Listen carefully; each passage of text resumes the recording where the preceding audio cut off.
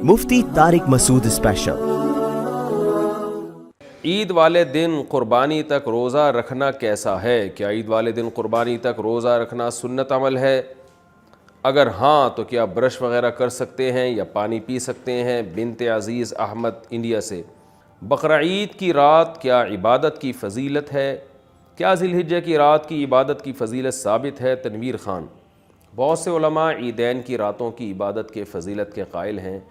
इमाम गज़ाली रहमहुल्लाह ताला ने इस पे बहुत तरगीब दी है और बहुत सारी अहादीस लेकर आए हैं, लेकिन जितनी भी इस बारे में अहादीस हैं वो सनद के लिहाज से बहुत से तो मौजू मनगढ़ंत हैं और बहुत सी इंतहाई ज़ईफ़ हैं।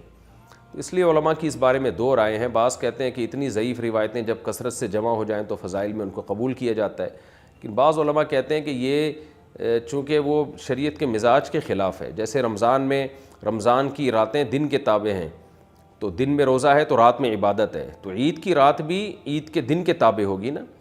तो जब रमज़ान के चाँद नज़र यानी ईद का चाँद नज़र आ गया तो रमज़ान मिनकुलिल वजू ख़त्म हो गया अपने तमाम लवाज़िमात के साथ, तो जो रातों की इबादत की फ़जीलत थी वो भी ख़त्म हो गई। बहुत से यानी जो उलमा ईद की रात की इबादत की फ़जीलत के कायल नहीं, उनकी दलील मैं दे रहा हूँ, क्योंकि मेरा रुझान भी इसी तरफ है। और इस बारे में हज़रत मुफ्ती रशीद अहमद साहब का असल फतावा में एक तहक़ीक़ भी है, वो भी पढ़ ली जाए। तो ईद की रात, ईद का दिन जो है ना, वो ईद की रात यानी जो रात है वो दिन के ताबे होती है। तो जैसे ही रमज़ान गया तो अपने तमाम लवाज़िमात के साथ गया है। अब जब रमज़ान के बाद जो रात आएगी, जो ईद की रात होगी, वो आम रातों की तरह एक रात है। उसमें कोई इबादत करे तो ठीक है, नहीं करे तो भी ठीक है, कोई अलग से फ़जीलत नहीं है उसकी। तो इसी तरह बकरा ईद की रात भी ऐसे ही है कि उसकी अलग से कोई फ़जीलत पर सही हदीस बहरहाल मौजूद नहीं है, और उसकी फ़जीलत का कायल होना ये क़यास के भी बहरहाल ख़िलाफ़ है। वैसे भी आप रात को अगर इबादत करेंगे तो दिन में जो ईद में तो हकाम तो दिन की यानी इब्तदाए दिन से शुरू हो जाते हैं शरीयत के हकाम। तो रात को अगर आप ज़्यादा लंबी इबादत करते हैं, इसकी फ़जीलत अगर हो, तो फिर ईद को आप सेलिब्रेट कैसे करेंगे? इस्लाम में जो जितने भी त्यौहार हैं वो तो दिन की रोशनी में होते हैं, अला सबा होते हैं वो तो सुबह सुबह आप क़ुरबानी भी करनी है, नमाज भी पढ़नी है, फिर उस क़ुरबानी का गोश्त खाना भी है, खिलाना भी है। तो ये रात की इबादत अगर लंबी होगी तो ये कैसे होगा ये अमल? तो बहरहाल बहुत सारी चीज़ें इसमें ख़िलाफ़ क़यास हैं, इसलिए उसूल शरीयत के ख़िलाफ़ हैं गोया के। तो बहुत से उलमा इसकी फ़जीलत के कायल नहीं है। बहरहाल मसला चूँकि इख्तलाफ़ी है, दोनों तरफ उलमा, इसलिए इस मसले में शिद्दत जायज़ नहीं है। मेरा जो रुझान है और बाज़ दीगर बड़े उलमा की वजह से उनकी तहक़ीक़ है और उससे मुझे वो लगती है सही, तो मेरा भी रुझान इसी तरफ है, क्योंकि इसकी फ़जीलत पर कोई भी एक सही हदीस मौजूद नहीं है। क़ुरबानी में हाथ बटाने वालों को बदले में गोश्त देना। क़ुरबानी का जानवर ज़बह होने के बाद बहुत से दूसरे लोग गोश्त की तक़सीम वग़ैरह में साथ देते हैं, और साथ देने की वजह से इसमें से कुछ गोश्त उन्हें दिया जाता है। क्या यह देना जायज़ होगा? अर्श आज़म बिहार से। देखिए, क़ुरबानी का गोश्त बतौर उजरत के देना जायज़ नहीं है, ये पहले मसला समझें। मिसाल के तौर पर आपने कसाई को कहा जानवर ज़बह करो, खाल उतारो, गोश्त तक़सीम करो, या कुछ लड़कों को आपने रखा कि भाई गोश्त डिवाइड करना है, इस मुलाजमत के तौर पे रखा, और कमीशन में आपने ये तय किया, उजरत में आपने ये तय किया कि हम तुम्हें इस गोश्त में से कुछ हिस्सा देंगे, तो ये नाजायज़ है, ये इजारा बिल्कुल गलत है। क़ुरबानी का गोश्त जिसने क़ुरबानी की है उसके लिए उसको बेचना या उजरत के तौर पर देना जायज़ नहीं है। तो अलग से उजरत उसकी तय करें। और वैसे कोई खुशी में गोश्त किसी को भी खिला सकता है, तो खिदमत गुजारों को भी उस गोश्त में से दिया जा सकता है, वो बिल्कुल जायज़ अमल है। लेकिन होता ही है, फ़ुक़हा ने कायदा बयान किया है, अल मारूफ़ कल मशरूत। जिस चीज़ का उर्फ़ हो जाए ना, तो वो ऐसे ही है जैसे गोया पहले से शर्त लगी हुई है। मिसाल के तौर पर हमारे यहाँ कराची में तो देखा है कसाई लोग गोश्त का कुछ हिस्सा लाजमी लेके जाते हैं, ये एक उर्फ़ बन चुका है। तो जो चीज़ लाजिम हो जाए ना, वो उजरत ही कहलाती है फिर वो, कि भाई ये तो उजरत का गोया हिस्सा है। इसलिए हम यहाँ पर लोगों को ये मसला बताते हैं कि कसाई को उस गोश्त में से ना दें, क्योंकि अब ये लाजमी जुज़ बन चुका है, यानी गोया कसाई ने तो लाजमी कुछ गोश्त निकालना है। तो अगर आपके यहाँ भी ऐसा उर्फ़ बन चुका है कि जो लोग भी मेहनत करेंगे उनको लाजमी उसमें से हिस्सा दिया जाता है, गोश्त अगर ना दें तो वो मुँह बनाएंगे, तो वो इसी लालच में आते हैं कि हमें पैसे भी मिलेंगे और अलग से गोश्त भी मिलेगा, तो वो गोश्त गोया उजरत का हिस्सा बन चुका है। इसलिए ऐसी कंडीशन में उनको इस गोश्त में से देना और उनके लिए लेना भी जायज़ नहीं और इनके लिए देना भी जायज़ नहीं है। और अगर ऐसा उर्फ़ ना हो तो भाई गोश्त है वो तो कोई भी किसी को भी दिया जा सकता है, तो मुलाजमीन को भी दिया जा सकता है। तो बेहतर यही है कि इस रस्म को तर्क कर दिया जाए تاکہ شبہے سے مال بالکل پاک ہو جائے اور یہ معاملہ جو ہے شبہے سے بالکل پاک ہو جائے. ان کو الگ سے پیسے دیں خدمت کے, اور اگر پیسے کم لگ رہے ہیں تو پیسے بڑھا دیں ان کو یہ کہہ دیں کہ بھائی اس گوشت میں سے آپ نہ نکالیں. جانور ذبح کرنے کا صحیح طریقہ. جانور ذبح کرنے کا صحیح طریقہ کیا ہے؟ دعا بھی بتا دیں. حافظ عاصم دہلی سے. صحیح طریقہ یہی ہے, جانور کو لٹا دیں آپ جیسے کہ لٹایا جاتا ہے, اپنا چہرہ قبلے کی طرف کر دیں, جانور کبھی قبلے کی طرف ہو جائے گا خود بخود جب آپ کا رخ ہوگا, یعنی ذبح کرنے والے کا رخ قبلے کی طرف ہونا بہتر ہے. اور جانور کی جو 4 رگیں ہیں وہ جب کٹ جائیں تو بس اتنا اس پہ چھری روک دی جائے, یعنی ایک سانس کی نالی ہے, ایک خوراک کی نالی ہے, اور 2 نالیاں خون کی نیچے کی طرف ہوتی ہیں, اس میں پریشر کے ساتھ خون نکلتا ہے. تو وہ جب کٹ گئی نالیاں تو بس اس کی یہ جو کاٹتے چلے جاتے ہیں نا, اور پھر اندر چھرا بھی مارتے ہیں گردن حرام مغز تک, یہ مکروہ ناپسندیدہ ناجائز عمل ہے. جانور تو حرام نہیں ہوتا اس سے, لیکن یہ ناجائز عمل ہے کیونکہ یہ خلاف سنت ہے. اور اس کا ایک نقصان یہ ہوتا ہے کہ جانور کو تکلیف بھی اچانک بہت ہوتی ہے. دوسرا یہ ہوتا ہے کہ جانور جلدی ٹھنڈا ہو جاتا ہے, اس سے اس کا بلڈ صحیح طرح سے نکلتا نہیں ہے گوشت سے, یعنی گوشت جو ہے وہ صاف نہیں ہوتا صحیح طرح سے, جو ذبح کی ایک حکمت ہے. تو اس لیے قصائیوں کو ذرا کنٹرول کرنے کی ضرورت ہے, ان کو سمجھانے کی ضرورت ہے کہ بھئی بس 4 رگیں کاٹیں اور اس کے بعد پتلی گلی سے نکل جائیں. اور دعا پڑھنی چاہیے بسم اللہ اللہ اکبر, یہ تو ذبح کرتے وقت. ذبح سے پہلے دعا ہے انی وجہت وجہی للذی فطر السماوات والارض حنیفا وما انا من المشرکین. عید والے دن قربانی تک روزہ رکھنا کیسا ہے؟ کیا عید والے دن قربانی تک روزہ رکھنا سنت عمل ہے؟ اگر ہاں تو کیا برش وغیرہ کر سکتے ہیں یا پانی پی سکتے ہیں؟ بنت عزیز احمد انڈیا سے. عید کے دن تو روزہ رکھنا حرام ہے. ہاں یہ ضرور ہے کہ رسول اللہ صلی اللہ علیہ وسلم عید الفطر میں نماز سے پہلے کچھ کھایا کرتے تھے, کھجور وغیرہ تناول فرمایا کرتے تھے. اور عید الاضحیٰ میں آپ صلی اللہ علیہ وسلم بقرعید کا جو جانور کا جو گوشت ہے, قربانی کا گوشت, اس سے آپ کھانے کی ابتدا کرتے تھے. تو بہتر یہ ہے کہ بقرعید والے دن آپ کچھ نہ کھائیں, اور پہلا لقمہ جو آپ کے پیٹ میں اترے وہ قربانی کے جانور کا گوشت ہونا چاہیے. یہ افضل عمل ہے, لیکن کوئی لازمی نہیں ہے. اور خاص طور پر آج کل لوگ خود تو قربانی کرتے نہیں ہیں, قصائیوں کو بلاتے ہیں, اس میں کئی گھنٹے گزرے جاتے ہیں, صبح سے لے کے وہ دوپہر تک بھوکے رہنا مشکل ہوتا ہے. تو کوئی کھا بھی لے پہلے تو کوئی حرج نہیں ہے. البتہ افضل یہی ہے کہ پہلا نوالا قربانی کے گوشت کا اترنا چاہیے, بہتر ہے. تیسرے دن قربانی ہو تو بال اور ناخن کب کاٹیں گے؟ اگر مجھے تینوں دن قربانی کرنی ہو تو میں اپنے بال اور ناخن پہلے دن قربانی کے بعد کاٹ سکتا ہوں, یا پھر ساری قربانی کرنے کے بعد تیسرے دن کاٹنا بہتر ہے؟ فقیہ الزماں دہلی سے. نام تو بڑا خاندانی رکھا ہوا ہے, فقیہ الزماں. جناب فقیہ الزماں صاحب, اگر آپ نے تینوں دن دیکھیں, نبی صلی اللہ علیہ وسلم نے فرمایا جس نے قربانی کرنی ہو تو ذی الحجہ کا چاند نظر آنے کے بعد اسے چاہیے کہ وہ اپنے بال اور ناخن نہ کاٹے. یہ بہتر عمل ہے, سنت عمل ہے, لازم نہیں ہے. پہلی بات تو یہ, اور سنت بھی اس کے لیے جس کے بال اور ناخن بہت زیادہ بڑھ نہ چکے ہوں, اس کے لیے. بہت زیادہ ناخن اور بال بڑھ چکے ہیں پھر تو کاٹنا واجب ہے. تو اگر آپ نے چاند رات سے پہلے بال ناخن کاٹ لیے, بہت زیادہ نہیں بڑھے ہوئے, تو افضل یہی ہے کہ قربانی کر کے کاٹیں. تو جب آپ پہلی قربانی کر لیں گے تو اس کے بعد, کیونکہ حدیث کے جو الفاظ ہیں وہ یہی ہے کہ جو قربانی کرے تو پھر اس کے بعد, تو جب آپ پہلی قربانی کر لیں گے تو پھر یہ سنت پوری ہو جائے گی. تیسرے دن تک انتظار ضروری نہیں ہے اس کے لیے.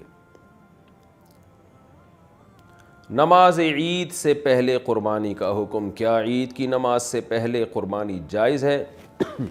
اگر کسی کو علم نہ ہو اور اس نے قربانی کر دی تو اس کے بارے میں کیا حکم ہے؟ ہدایت اللہ کشمیر سے.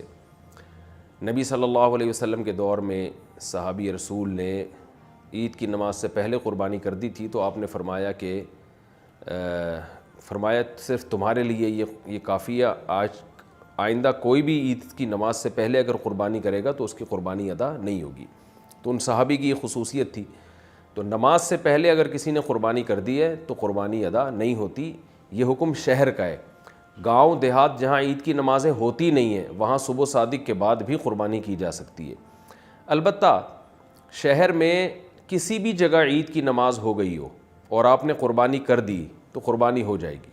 یعنی آپ کے محلے میں عید کی نماز دیر سے ہو رہی ہے تو آپ نے قربانی پہلے کر دی، لیکن کسی اور محلے میں پہلے نماز ہو چکی ہے تو بھی قربانی ادا ہو جائے گی۔ تو اس لیے عید کی نماز تو شہروں میں بعض جگہوں پہ بہت جلدی ہو جاتی ہے، تو آپ تحقیق کر لیں اگر کسی نے عید کی نماز یعنی پورے شہر میں کہیں نماز ہو چکی تھی اس کے بعد قربانی کی ہے تو بھی قربانی ادا ہو گئی ہے اس کی۔ اچھا، اس میں علم ہو یا نہ ہو اس سے کوئی فرق نہیں پڑتا، جہالت کوئی شرعی عذر نہیں ہے۔ اگر کسی کو مسئلے کا علم نہیں تھا اور اس نے نماز سے پہلے قربانی کر دی تو بھی قربانی نہیں ہوگی۔ دوسری جگہ جلدی نماز پڑھ کر نماز سے پہلے قربانی کرنا۔ ہمارے گاؤں میں عید کی نماز 9 بجے کے بعد ہوتی ہے اور قریب شہر میں 7 بجے ہو جاتی ہے۔ ہماری فیملی کی مشترکہ قربانی ہے بڑے جانور میں۔ کیا میں شہر میں عید کی نماز ادا کر کے باقی حصے داروں سے اجازت لے کر گاؤں کی عید کی نماز ادا ہونے سے پہلے آ کر قربانی کر سکتا ہوں؟ سعید احمد چیچا وطنی سے۔ نہیں کر سکتے۔ پہلی بات تو یہ کہ گاؤں میں عید کی نماز ہوتی نہیں ہے شرعاً، جو چھوٹے چھوٹے گاؤں ہوتے ہیں نا، کیونکہ نبی صلی اللہ علیہ وسلم کے دور میں جمعہ اور عید کی نماز شہر میں ہوا کرتی تھی۔ کوئی ہمیں صحیح حدیث ایسی نہیں ملتی کہ کسی دیہات میں نبی کے دور میں عید کی نماز ادا ہوئی ہو، بلکہ یہ ہمیں ملتا ہے کہ جمعے کی نماز اور عید وغیرہ پڑھنے کے لیے گاؤں میں لوگ شہر میں آیا کرتے تھے۔ مدینہ منورہ میں آپ صلی اللہ علیہ وسلم کی اقتدا میں نماز پڑھا کرتے تھے اور باریاں لگتی تھی کہ عوالی مدینہ سے، جو مدینہ کے اطراف سے لوگ آیا کرتے تھے۔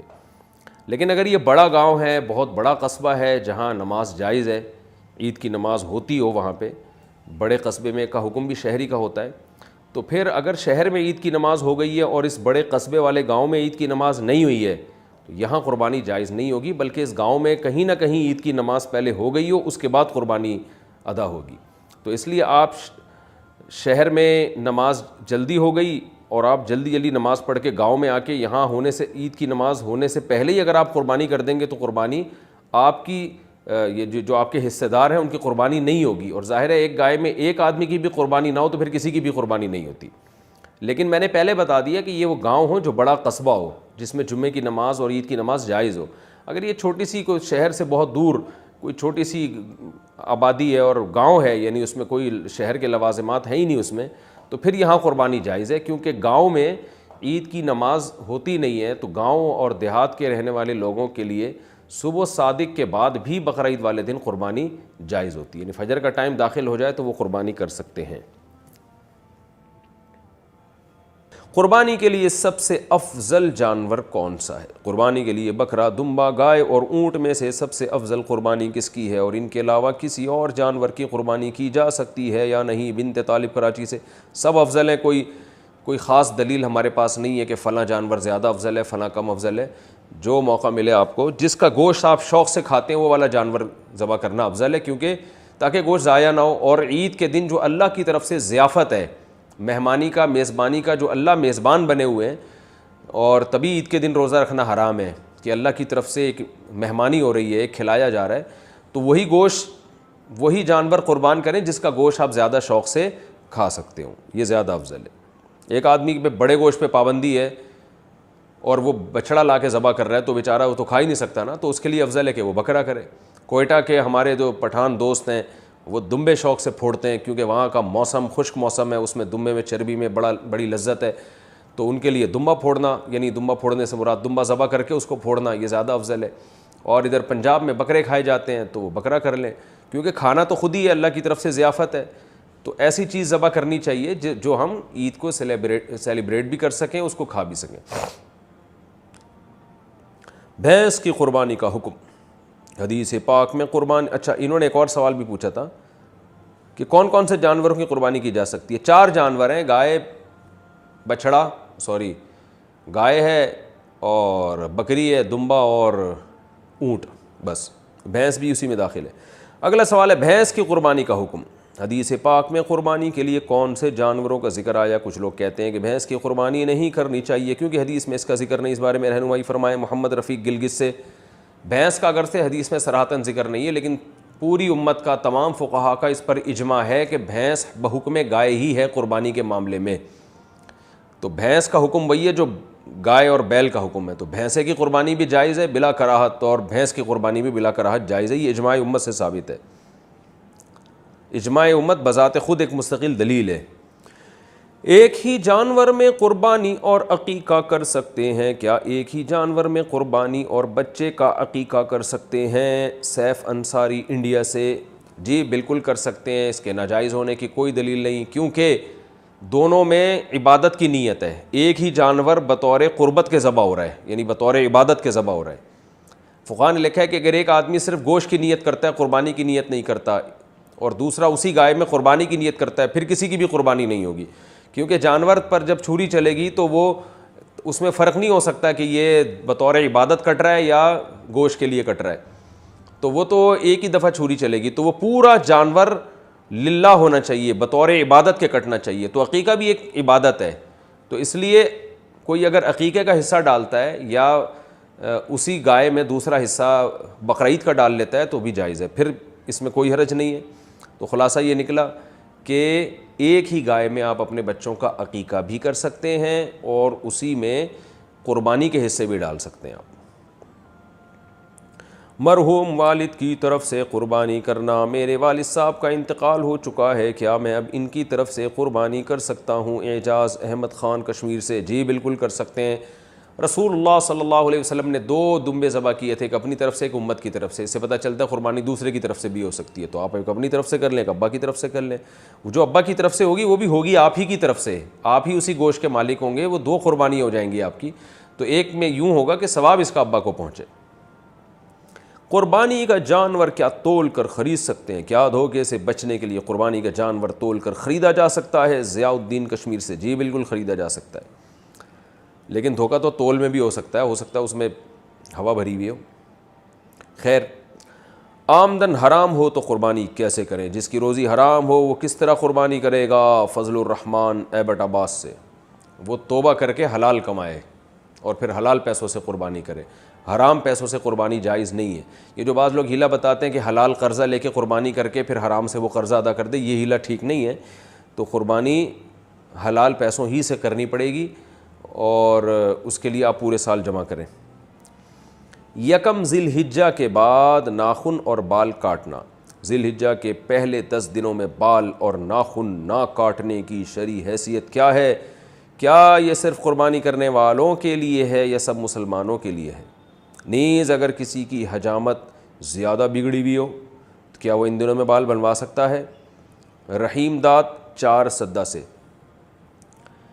ذی الحجہ کا چاند نظر آ جائے تو حدیث میں آتا ہے کہ وہ شخص جس نے قربانی کرنی ہے، قربانی کا ارادہ ہے جس کا، ہر آدمی کے لیے نہیں ہے، جس نے قربانی کرنی ہے، جس کا ارادہ ہے، ظاہر ہے مالدار کا ارادہ ہوتا ہے، اور اگر غریب کا ارادہ بن گیا ہے، واجب تو نہیں ہے غریب پر لیکن وہ ارادہ کر لیتا ہے، تو اس کے لیے بھی مستحب حکم یہ ہے کہ وہ ناخن اور بال نہ کاٹے، یعنی چاند نظر آنے سے پہلے کاٹ لے اور پھر ان 10 دنوں میں نہ کاٹے، اور وہ جب کاٹے جب جانور کے گلے پہ چھری چل جائے۔ یہ افضل عمل ہے، بہتر عمل ہے، لازم نہیں ہے، اور یہ افضل بھی اس صورت میں ہے کہ بعض دفعہ یہ ہوتا ہے کہ 40 دن ہونے والے ہیں اور ناخن بال آپ نے کہیں کاٹے نہیں ہیں، تو پھر 40 دن کی مدت سے زیادہ تو پھر یہ ناجائز ہو جائے گا، تو پھر ایسی صورت میں بہرحال آپ کو کاٹنے پڑیں گے، یعنی بہت زیادہ اگر ناخن بال بڑھ گئے ہیں اور 40 دن کی مدت پوری ہونے والی ہے تو پھر آپ کے لیے کاٹنا ان بالوں کو واجب ہے۔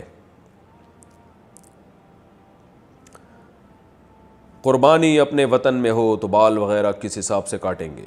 بیٹا لندن میں رہتا ہے اور قربانی کراچی میں ہوتی ہے، کیا وہ اپنے بال وغیرہ کراچی کے حساب سے قربانی کے بعد کاٹے گا؟ نزہت صاحبہ کراچی سے، جی ہاں، کیونکہ حدیث میں آتا ہے کہ جو بال یا ناخن نہ کاٹے جائیں، جو کہ افضل عمل ہے، واجب نہیں ہے، تو وہ اس صورت میں ہے جب جانور کے گلے پہ چھری چل جائے تو پھر کاٹ سکتا ہے۔ تو جب کراچی میں اس نے قربانی کی اور یہاں جانور کٹ گیا تو وہ لندن میں ہو یا امریکہ میں ہو بال کاٹ سکتا ہے۔ قربانی کی عبادت کا آغاز کب ہوا؟ کیا قربانی حضرت ابراہیم علیہ السلام کے زمانے سے شروع ہوئی ہے یا اس سے پہلے بھی ہوتی تھی؟ نیز یہ حضرت ابراہیم علیہ السلام سے پہلے جو نبی تھے وہ کس چیز کی قربانی کرتے تھے؟ عثمان گوجرانوالہ سے، قرآن سے اشارہ ملتا ہے کہ قربانی حضرت ابراہیم علیہ السلام سے پہلے بھی ہوتی تھی مگر اس شکل میں نہیں تھی، وہ دوسری شکل میں تھی۔ اذ قربا قربانا فتقبل من احدہما ولم يتقبل من الآخر، قابیل اور حابیل نے قربانی پیش کی تھی، حابیل کی قبول ہو گئی، قابیل کی رد ہو گئی، تو اس سے بھی متبادر یہی ہوتا ہے کہ انہوں نے جانور ذبح کر کے اللہ کے ہاں پیش کیا تھا، لیکن کوئی صحیح یقینی مستند بات نہیں ہے اس بارے میں۔ البتہ ابراہیم علیہ السلام سے پراپر اس سنت کا آغاز ہوا ہے. ان کو بیٹے ذبح کرنے کے لیے لٹایا گیا اور پھر انہوں نے اللہ کے حکم کو پورا کیا اور اللہ نے بیٹے کے بجائے ایک جانور دے دیا ان کو. تو ہم جو قربانی کی سنت کو پورا کرتے ہیں وہ ابراہیم علیہ السلام کی سنت کو تازہ کرنے کے لیے, ان کی سنت کو زندہ کرنے کے لیے. تو ہماری والی قربانی حضرت ابراہیم سے ہی شروع ہوئی ہے. البتہ قربانی یعنی جانور اللہ کے لیے ذبح کرنے کا فلسفہ ہمیں قرآن و سنت سے اشارہ ملتا ہے کہ وہ پہلے سے بھی تھا وہ.